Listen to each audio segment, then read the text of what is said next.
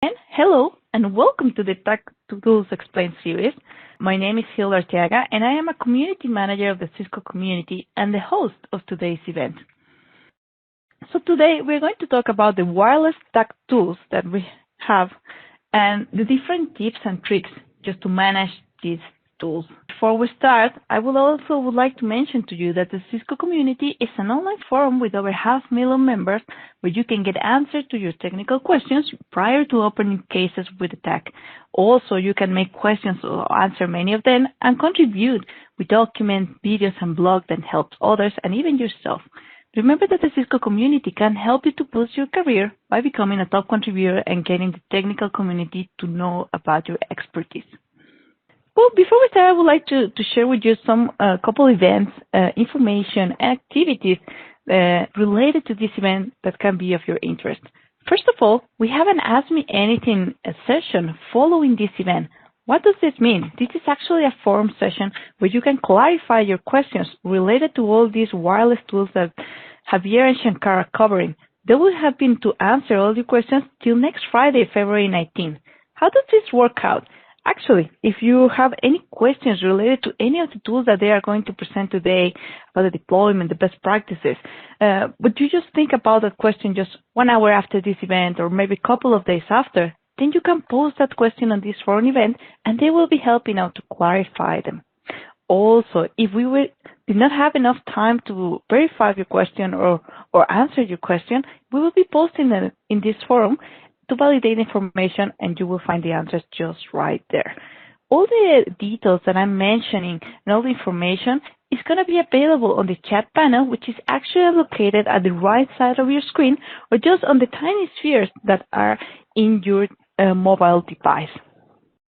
Also, we would like to invite you to have a look to other support talk events, particularly to the TAC Tools Explained series.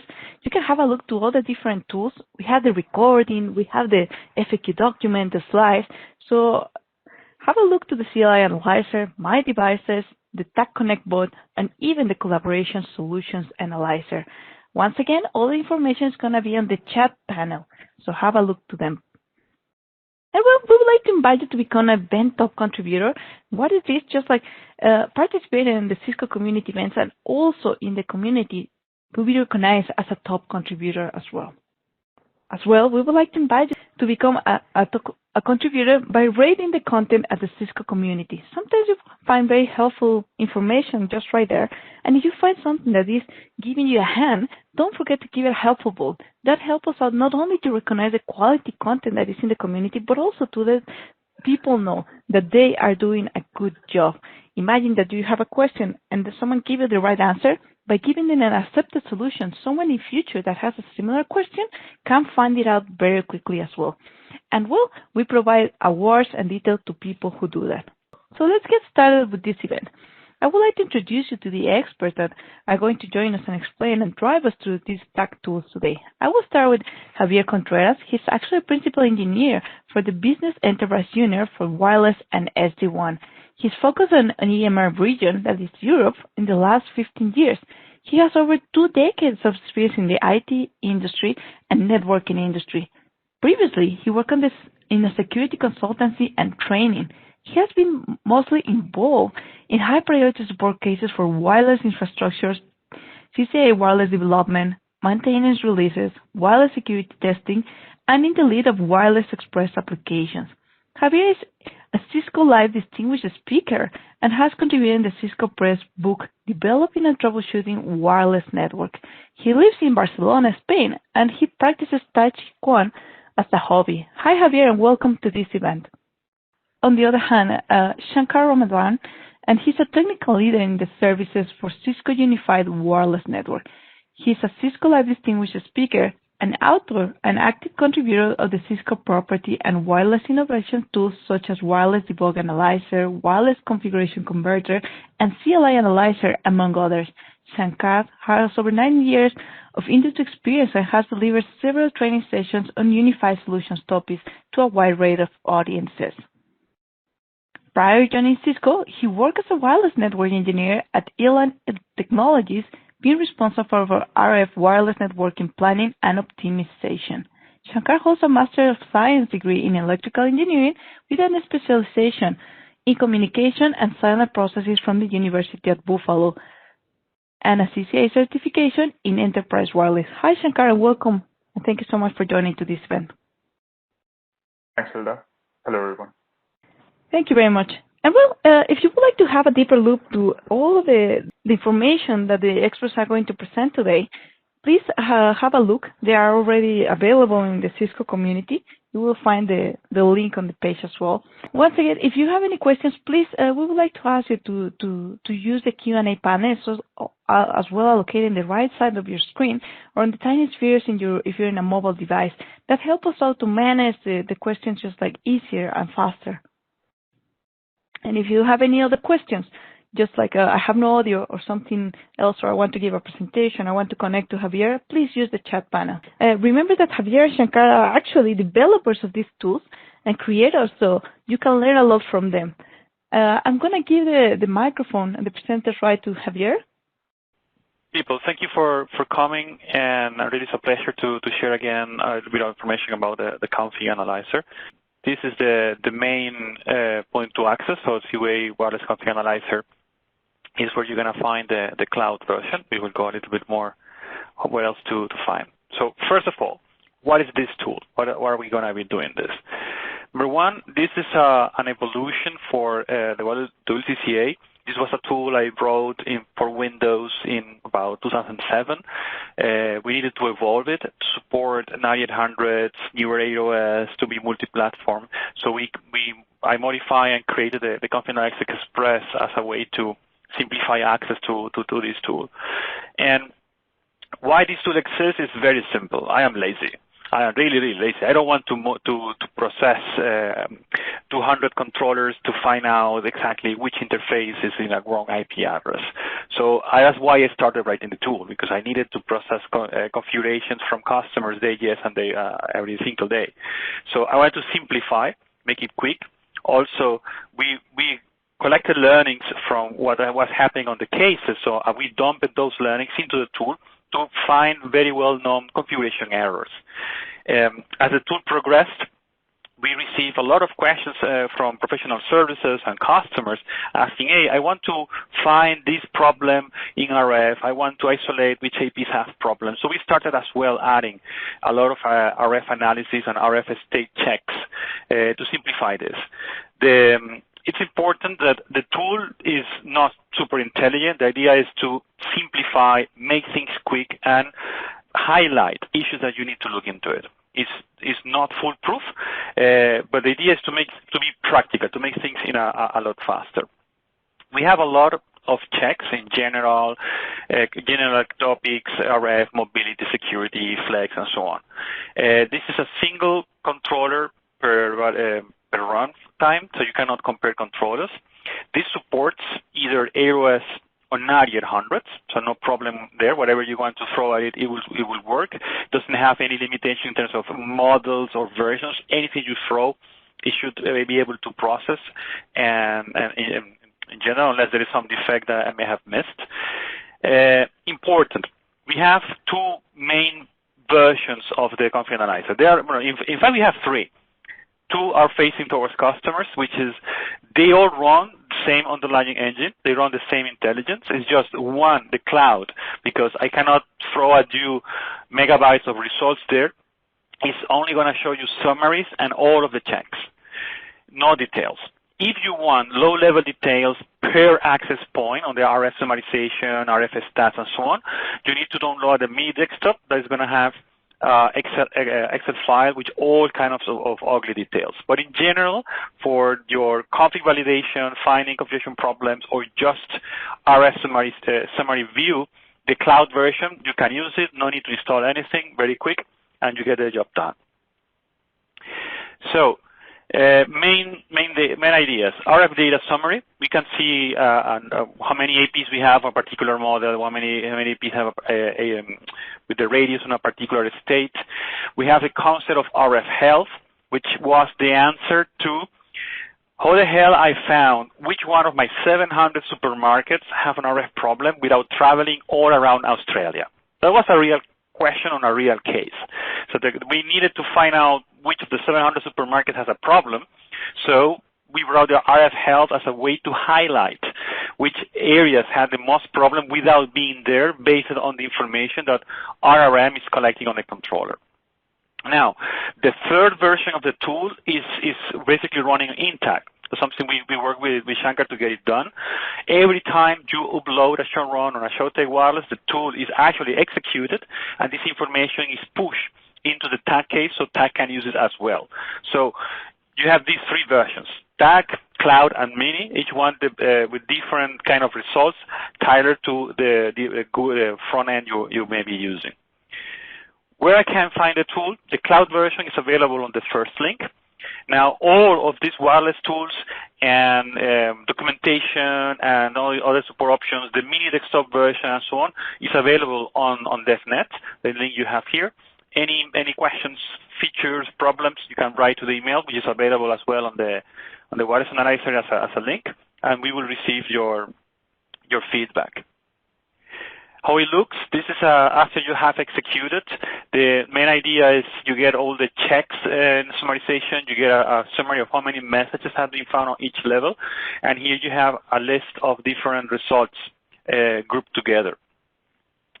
Now, what I can do with this tool, the main thing is I have 5,000 access points. I need to find which one has the problem, which one has like lowest in our clients, which one has a lot of channel changes. This is going to find about it.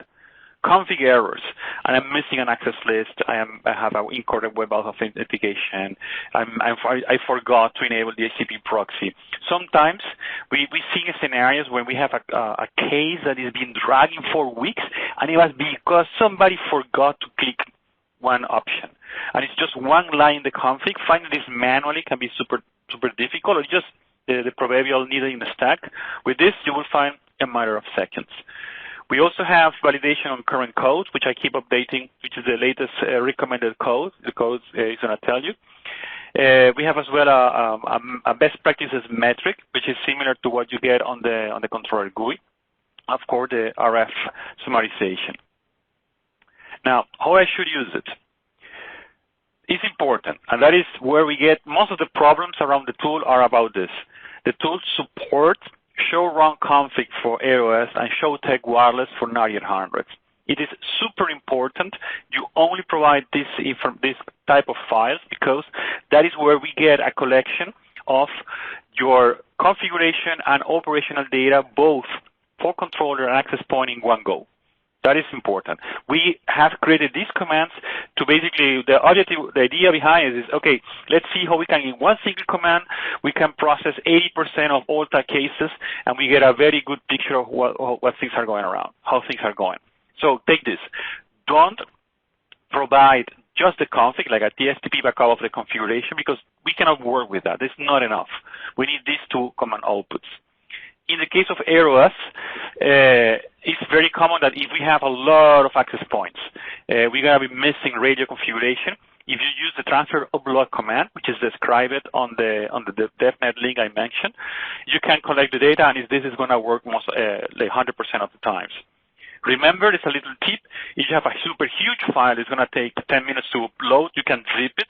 Normally, this is a text files, which can be reduced quite significantly, can be very well compressed. You can upload the zip file, and it's going to work as well. You can use clear text, or you can zip it, and it's going to work. How to use it? Well, very simple. You go to the link. You will get this kind of the GUI. You can basically take a file and drop on the box. It's going to take a while to upload and process the file, and done. It's basically, normally it takes a few minutes maximum to get the job done. Now, from this link, before we move forward, very, very simple question. How many checks, configuration checks, do you think we have embedded in the tool? Please provide some guess. We're waiting for 1 minute for you to provide the answer. So we got 50% about, more than 200. Yes, we have 284 checks embedded into the tool. So you see these are more than 200 different issues that you can find out in a matter of seconds if you run this. So try to use frequently. So this is how the GUI interface looks. Here you have a menu where you can basically move around. This is just summarization, and here you will get the different results on each one of the sections. You can click the option and then go specifically to the section you are looking to. And it's important, in the case of messages, each one of the checks has a unique number, and the checks have a level. So normally error means it's something very severe that if you don't fix may impact your network. Warning is something that, yes, something that we believe is you should know. You probably should take some action, but it's not going to blow or kill your dog. In information, here is a collection of different data. Here we will put best practices. We will put just sometimes some checks are done to know that a particular feature is enabled, for example, AP groups. Why? Because having that feature enabled will modify how you interpret some of the debugging data. So these levels are important. So error means, hey, you should look into it, unless you're doing this on purpose. Warning, hey, you may survive with this. It's just, but it's important to look into. For information, it's just that. We're just telling something that you should be aware, and you may perfectly move your life without there. It's not going to break anything, but sometimes it's better if you do. You pay attention. AP messages are grouped exactly the same. The same color, same format, so we follow the same rules. In the case of RF stats, here what we try to do, we have 3 levels of summarization, which means at controller level, per flex group or flex tag, and per AP group on AP tag, depending if you're running AireOS or 9800s. The idea is if you have broken your network using AP groups or tags or flex groups, that will basically enable to see per area what's going on. So this summarization will be done automatically for you. You have a lot of data, as you see, depending on which devices we are seeing, or, for example, errors that we may find typically. Let me show you next slide. Here we put summarization of quick RF issues. So, for example, how many radios have a high co-channel interference, how many radios have poor coverage, meaning they don't have any neighbor in a close enough that probably will have problems when the clients are roaming around, how many radios have noise or load profile fails, or, for example, a problem we have seen in some areas that were exposed to radar sources, if you have a radio that is doing more than 10 channels per day. Each one of these items, you just put your mouse on top of it, you will get a little quick help, as you see here. We also try to put summarization of clients, which clients are good or bad SNR, with the threshold being 20 as SNR. So you can find, if you have, for example, your network flex group, and your flex group represent, let's say, 200 offices, you will see quickly how bad or good is a particular office in terms of client association, in terms of common RF problems, without having to manually check AP by AP and then group by area. In the case of RF health, here the behavior is fairly different. What we have here is I took several RF metrics like interference, co-channels, so how close the APs are to each other, clean air devices, and I translate those metrics into a 0 to 100 score. So, for example, if you got clean air interference detected device, which is running on a duty cycle of 60, that has an RSSI of -60, -70, most people will not have a clue. What the hell is this? Is this bad? Is this good? Is it going to kill me? Should I do anything? What I do is I take those RF metrics and I translate into a health score. 100 means you're perfectly well. 0 means you're dead. So we convert each one of those values, and it generates a number. That way you can, for example, see if you have a code channel problem, which is most common in 2.4 because APs are too close and you only have 3 channels. You can see if your RF design is incorrect, or you can see if your RF interference is causing problems. So it's going to be translated here. So each one of these metrics, as you see, is explained. And the idea is that I take that data and I translate for you into a health score. In this screen, what we see is a summarization per, on this level, for example, at the controller level or per AP group or flex group, how many APs are on a low, medium, or high scale. So that way you can know if a particular group is suffering for something. And then for each one of these metrics, I'm going to pick the worst metric, and that's going to be your overall score for that particular summarization level, which can be, or can be an AP group, can be a controller. If you want to see the individual AP names and the individual AP scores, you need to use the desktop version, because otherwise it's a huge amount of data that is summarized here in just one screen. But if you want details, use desktop. If you want to get just a summary, this is the way to go. And these numbers you see here represent how many APs are in this particular level for this particular RF health metric. Each one of these metrics represents a different RF representation. So, for example, code channel, they will talk about how close the APs are to each other and how much they are impacting the activity. I may have a neighbor which is on -80, which is not doing me much, but if my neighbor is on -50, it's going to be a big impact. If that AP at the same time has a high activity in terms of our channel utilization, client counts, it's going to be a huge impact. If this my neighbor is on -70 and has a power level of 7, well, the impact is going to give me is very small. So I don't care too much. So these two metrics will take into consideration how far is the AP to me as an AP I'm calculating. So how far is the AP, what is the power level, how many clients, what is the channel utilization, and we'll translate this into RF value 0 to 100, and that's the metric. We have, for example, noise on same as well. Noise is converted into a metric. I have a lot of channel noise out there or not. This also is able to look into channel bonding. So I may be operating on my primary on channel 60, but I have noise on my 64. The tool will also gather that information. Same applies to 2.4. If I have channel 1, channel 2, and so on, the tool will understand correctly the channel distance and apply this to your current channel. We have the same here, interference for how it's impacting me, lowest in our clients. This is only for APs that have more than 5 clients attached, and we want to detect if there is a low SNR, which meaning a coverage problem, RF utilization, the radio utilization to see if the channel is very, very busy, and then the clean airs, which is when we translate this RSSI and duty cycle into a single score, so you make it easier for you to understand. Okay, moving forward. The desktop version is very similar. You will get if you download from the DevNet link, you will get a mini application where you can select the file and get it run, and you will get an Excel file where you can get you can see all of the results, and more specifically, it will run the same checks as the cloud, just you will get all of the details per AP.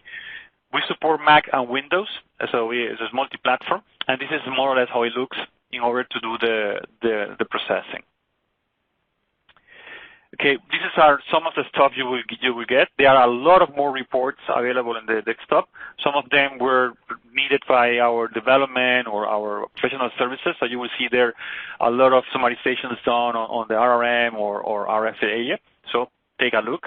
And also, we have special things like this, which is it is able to see this is special for 9800s, but you can get the combination of your the WLAN profile, your tags, and which are the AP list. So you can see actually the combination of these 3 things together, and you can see how they are applied.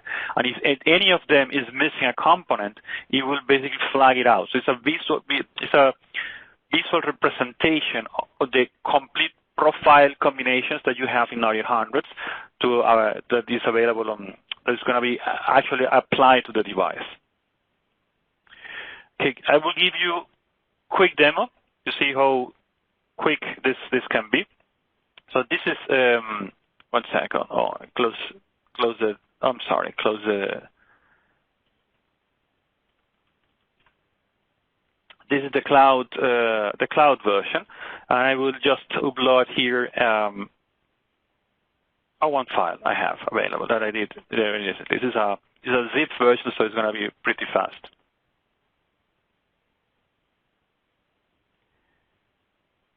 Now it's uploaded. It's going to be processing, and there you are. So this is how things look, and here we can see the whole set of messages that we're generating at the controller level. We see, for example, these are the messages at the AP levels, and here we can get all, for example, these are an example of 42 access points. We can get here the complete set of RF metrics, how things are looking. This network was very okay. We can see the power distribution, the channels which are in use, how many clients we get there, and the power level distribution across this area. And the same as explained, the same information is available at the controller level, then an AP group level, and then on the flex group, if there are any. That allows that if you have your network split per these logical entities, you will be able to get a lot of information per each one of the AP groups you have defined. That can be super helpful when you're working. In the case of RF health, we have the same as explained before. We see how the APs are distributed. This is a network which is fairly healthy in both in 5 and 2 gigahertz, so it looks pretty well. No areas which are broken. And you got a lot of smaller scenarios where regarding which models, which mode, and things are summarized. Good. I hand over this now to Shankar. Thank you, people, and I will be answering your questions from now and until next week. Thank you, guys.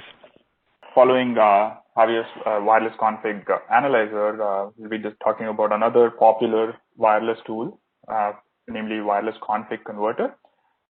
This tool per se has a unique distinction in the sense it's one of the, as far as I understand, only or one of the few TAC tools that actually is both BU and TAC supported, in the sense that you can actually open a TAC case on the 9800 config conversion on this, because this conversion logic also exists natively as a feature in the product. So it's actually an official supported tool and also listed in the deployment guide. On this conversion topic, because there's a lot of migration happening on wireless platforms, there are a lot of trivial questions in this, and this question I'd like to poll in the sense if you are converting or migrating an AireOS configuration to Catalyst 9800 using the config converter tool, can you just take the converted output from the config converter tool and apply it to your Catalyst 9800 configuration? So that's the question. Please do use the poll to answer this question. It will be interesting to understand how we can perceive this config converter tool with that. So I'll give a couple, like 40 seconds on this. Let's see if we can. Majority of you answered that we should be able to directly upload the configuration, converted config into the 9800 tool. The answer is actually false. There is actually no scenario in which you can directly upload a converted config into a 9800 controller without actually validating the control config. And that's why we'll be going over some of the validation steps that a user needs to perform before actually plugging in the configuration into specifically the 9800 or any controller platform migration per se. So let's start with a little background on the tool. The tool was originally put in 2016 during the NGWC converged access timeframe, where people needed help migrating from AireOS to the converged access. And as fate would have it, then we had to reverse engineer the tool from converged access into AireOS platforms. And given now that the AireOS platforms have officially been end of life. Catalyst 9800 is the future. So AireOS to Catalyst 9800 would be the long-lasting or the supported version of the config converter tool. The rest of the conversion schemes you see are not complete, and there is no plans to enhance them, and they are supported as is or in best effort basis. The tool's goal has almost exclusively moved into supporting AireOS to 9800 migration. So one of the first, since this tool has been used, almost every month, there's not a month that goes by without this issue. And that's why I'm actually highlighting the input here. The input that is required for Javier's tool on the config analyzer is the one highlighted in yellow, show run config, which is a completely different output when you as compared to what is an input required for this config conversion. So you need to feed the TFTP backup config or the show run config startup commands, which you should be able to get either via CLI or GUI, which is completely different from the show run config command, which is a more of a disorganized list of configuration command that AireOS prints on that value. So it's important to note that if you don't feed this input, you will see that tool returns no output, and that's one of the most common questions, unfortunately, on why there's no conversion happening. So it's not rocket science to figure the tool. You can just upload the file on a place where it says go ahead and upload, and you choose the converter type, and you grab that configuration file from the AireOS and choose AireOS to Catalyst 9800 and run the converter. Now, it's important to understand what are the various fields that the converted output actually shows. So there is like translated output, unmapped output, unsupported, and not applicable.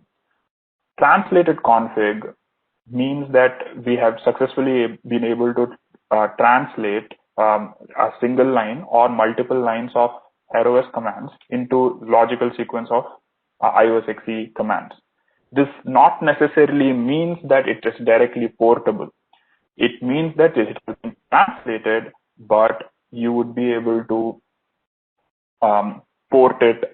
You'll still need to review that. The unsupported config are the ones that are supported on AireOS but not supported on 9800 controllers. So those are also key features to identify. Not applicable are the ones that are absolutely obsolete or deprecated, and they are no longer relevant to Catalyst 9800 controllers, so they will not be migrated ever. One of the key features to pay attention to is the unmapped config. There are several questions we get, like, hey, what happened to this piece of the configuration? Like where is my policy tags, or where is my RF tag based on my RF grouping on the AireOS controllers? The unmapped config basically will tell you what exactly is are the pieces of AireOS configuration that 9800 supports but is not ready yet, or the migration tool is not ready yet to translate that, either due to a dependency or due to an enhancement request. So this is important because this is why the online or the CWay version of the WLC config converter becomes important to use, because almost on a bi-weekly basis, fixes get into the cloud version of the tool, and what is available natively on the platform on the 9800 controller or on the DNA center, they are release dependent. Depending on the release you are in, it would have gotten hold of that version of the fixes, and and there will be example, the learnings from several bugs or migrations that have gone into fixes on the cloud tool. It will take a while until the next release to get into those tools, and that's why if you are converting configuration, always use the cloud tool, because that is going to give you the latest list of migrated config and fixes on several nuances that in the past have even locked the boxes or caused issues post-upgrade. So There are several methods of migrating the configuration. What I'm going to discuss is just one single method, or the BU tested method of migrating the configuration, and this often is ignored. Often people copy the configuration or the converted configuration and paste it directly in CLI. There are two disadvantages to that. One, depending on the terminal server, you could miss out on a line. And number two, the translated config not necessarily can appear in sequence. Based on how AireOS config lines appear, the sequence will come exactly on that format. So there might be a case wherein a command execution might have a dependency on another line that comes in later and could error out due to that process. So the best practice way of migrating the config is to download the CFG file from the config converter tool, upload it to the boot flash on the 9800, and copy that file, that boot flash file, to the running config. Obviously, a step before this is to make sure that you are validating the configuration, what you're seeing on the 9800 config conversion. So again, this method of copying the configuration file into boot flash and applying it to run config, this basically eliminates the line errors and also the alignment errors of wherein missed config lines could cause errors on other configurations from getting applied. So this is to avoid that. And I'll briefly cover for non-9800 migration topics, because there are still cases where we get on like a 2504 to 3504 or 5508 to like the 5520 or 8540 platforms. There is no specific configuration migration per se. It is just basically that there is a port check and an encryption check, which we cannot directly migrate. So that again, in these platforms also, what we will highlight is where are the errors happening, and depending on the errors, we'll highlight where the manual intervention is going to take. So there cannot be like a place where we can understand what would be the encryption password or the shared secret of Radius, and that has to have these manual interventions happen. And with respect to migration on converged access, if you are still on that, only WLAN migrations are supported, no plans to support anything else on that. So with that said, I'll quickly jump into a demo. All right. So typically from an AireOS file, you would be taking the configuration backup like this, and you should be able to upload it and bring the file in. This is the file we would typically need as inputs, or the show run config startup commands. I'll just upload one and choose AireOS to Catalyst 9800. All right. So once it's done, you should see that you should be able to download it as both CSV and as a CFG file, which should be able to plug it in after edits into your boot flash of the 9800 controller. So let's take a look at this translated config, and this is again missed. And on the tool, one of the most important part that is missed is the details, where you also have the best practice on how to migrate the 9800 config and how to upload it to boot flash and the procedure for that. This is collapsed by default, but again, it also talks about the best practice. So on the translated config, anything with this prefix, the exclamation $ it's basically indicating that it needs your action, and which is why on the polling question, if you're answered true that yes, you can directly migrate, you can never actually have that migration, because you will have to manually edit out these Radius shared secret or encryption config on WLAN, anything that is there. And there is also the exclamation %, which basically is telling you that, hey, we see that you have configured something in AireOS, so here is a configuration example. You would need to manually execute on this and basically say yes or no on this so that it can get migrated separately. So this is another configuration method that also gets missed. And when you plug it in directly, you would assume that this feature has migrated, or it might be partially migrated, which again can lead to issues. And that's why always there is a user intervention that is required to validate whether your configuration, what has migrated.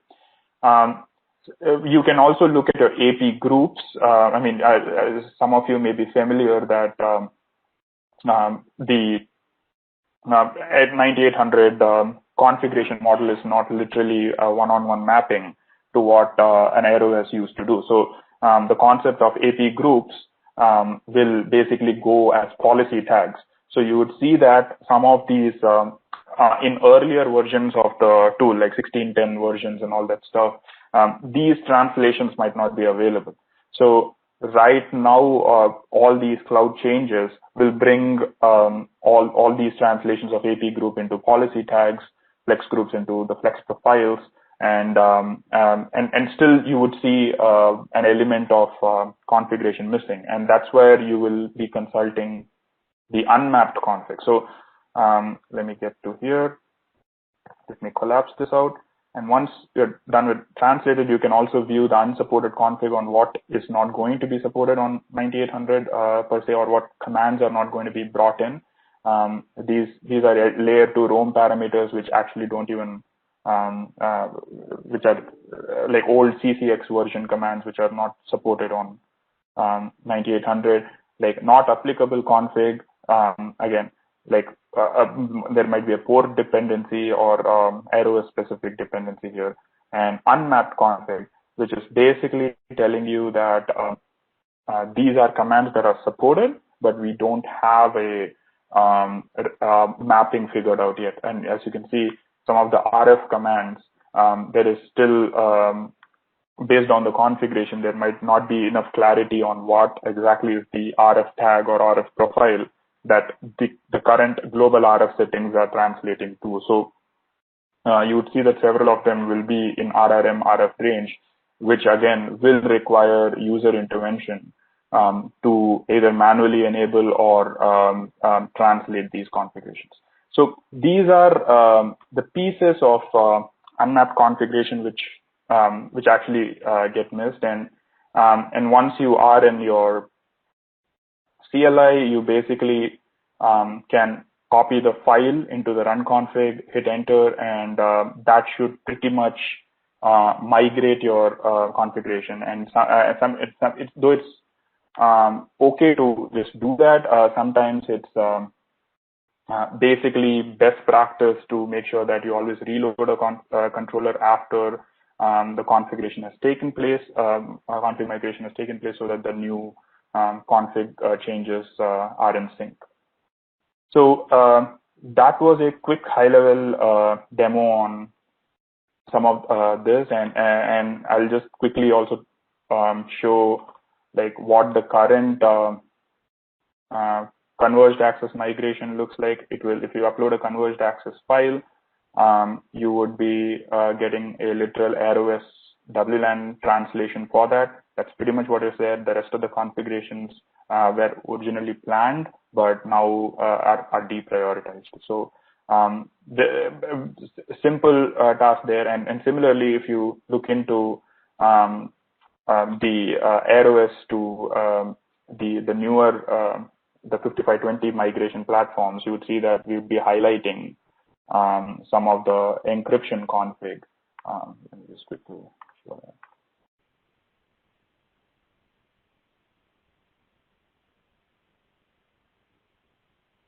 So all these encrypt config, they are not directly migratable. They would need to be manually changed and then plugged in as configuration files. So per se, just from AireOS to AireOS platforms, all you need to take care of is encryption, anything with the keyword encryption, and anything with the keyword port, because your port might not match based on the number of ports or lag interfaces you're using. So those always will require user intervention. So with that said, I'm done with the config converter. I'll speak real brief on the wireless debug analyzer. This actually is one of the most used CVA tools apart from the collaboration solutions analyzer. And one of the most popular questions on that is, when is 9800 debugs going to be put? So just a background, this tool currently just supports the debug client MAC address of AireOS clients. The tool basically organizes the debugs in several connection attempts, making it easier to interpret data. It also has like a listing of all the backend code mappings or status codes, disconnection codes, and reject reasons that actually map directly to translation. So not only do you get the status code, but also the translation of why your client got disconnected at that specific instance. The Catalyst 9800 support, the backend is ready. We already have the tool usable internally, and we are currently working with IT team to externalize the tool. And without going into a lot of processes, it takes a while to integrate new support into another tool and go through an IT process for this. So we are hopeful that by end of Q3, we should be able to add 9800 RA traces and conditional debugging logs to be processed on this tool. Obviously, AireOS, the input file is debug client followed by multiple MAC addresses, and you can have as many MAC addresses as the tool supports and as the controller supports, and we should be able to split the MAC addresses and show a more holistic view. So one view of that would be, already uploaded a debug here, and we'll go ahead and parse it. So quick tip on the tool, so you can do the show all, and that will actually give you all the connection detail, connection attempts on this. So on the connection, as you can see, for you should be, sometimes you will not see an output render. That's primarily because there might be a print in your debugs that might have missed the MAC address. So definitely like open this drop down to make sure that you are selecting the desired MAC address, or check how many MAC addresses it has tracked, because several times we think that we have just enabled debug for one, and maybe there's a leak of another client or something that is getting tracked. So the simplest way is interpretation of some of the status codes on how the data is getting translated, and also where the retries happen, and client not, in this instance, client not responding to M2, and there's a deauthentication and a new association initiated. So always a roaming will go in as a roaming, as a reassociation, and not as a new association. So you could see some of those values being highlighted there. So that's without going into details on what debugs, this is obviously to make the lives of processing debugs easy, and hopefully this helps with the Catalyst 9800 platforms too. With that, I think my demo is done. We can quickly jump into the Q&A topics. Hi, Shankar. Thank you very much for the presentation, and also thank you very much, Javier, for the presentation. And I also would like to thank the audience. Without you, these events wouldn't be possible. So yes, we do have a couple of couple of questions that I would like to share with you. This is when Javier was talking about the first tool, and he said, like, you mentioned in large infrastructure, how is the cloud option scaled to receive large configurations, which include thousands of access points? Yes, there's not a problem. the tool has an execution time maximum of 10 minutes, and I have tested the tool with files of 220 megabytes, which goes about 10 or something megabytes. The largest problem is the upload time, but you can upload fairly large. The tool itself doesn't have any limit. It will run as much memory as possible and get executed. So unless you have something like extremely large, it should work. Remember to use the files on zip, so it makes life a lot easier. Javier, there's also another question where you were presenting the wireless configuration analyzer express, and I didn't mention is this similar to health scores in DNA? No, we have worked together with the DNA people, and there is more collaboration that's going to happen in the future regarding the RF health scores. I participated as well on the design of some of the initial DNA scenarios, but it's different. So these are very, very, very Wi-Fi centric, and they. Remember, in the tool, we are working with the snapshots. The show run config or the show take wireless is a picture of your network, and we work only with the picture it's giving us. In the case of DNAC, it's working with a movie. It's working with data streams over time. So what you can do is completely different, and it's a very different approach. Additionally, DNAC is a complete management platform. This tool is only oriented for specific troubleshooting. Nevertheless, some of the RF health stuff we have been working, they are being studied by DNAC, and there's going to be some additional collaboration moving forward, as you will see. Thank you very much, Javier. And there's another question that we actually have for you, Shankar, and I also have shared with you on the chat. So there's a configuration migration possible from AireOS to C9300 SDA. Okay, so what the config converter helps convert is the wireless portion of the configuration. Per se, if you have an AireOS part of SDA or Fabric, you could use that converter tool, and I have not personally tested how many pieces of the Fabric SSID is getting translated today. Those WLAN mappings will get directly translated, but in terms of the Lisp mapping, please check that the unmapped or unsupported section in case anything gets listed there. The primary goal is basically the wireless config conversion. So majority piece of where the 9800 was, you would be able to convert those, but the Fabric piece alone, that would need to be like validated personally. So I wouldn't personally like I suggested, even for regular 9800, you need to validate the configuration. So I would suggest the same on that. All right. Thank you very much, Shankar. I have another one, and this is also goes for Javier, and they're actually thanking you for evolving this tool over the years. And they're asking if graphics will be coming in the iOS XI tool. Yeah, there is some plans to add RF graph and graphical representation on the Excel file.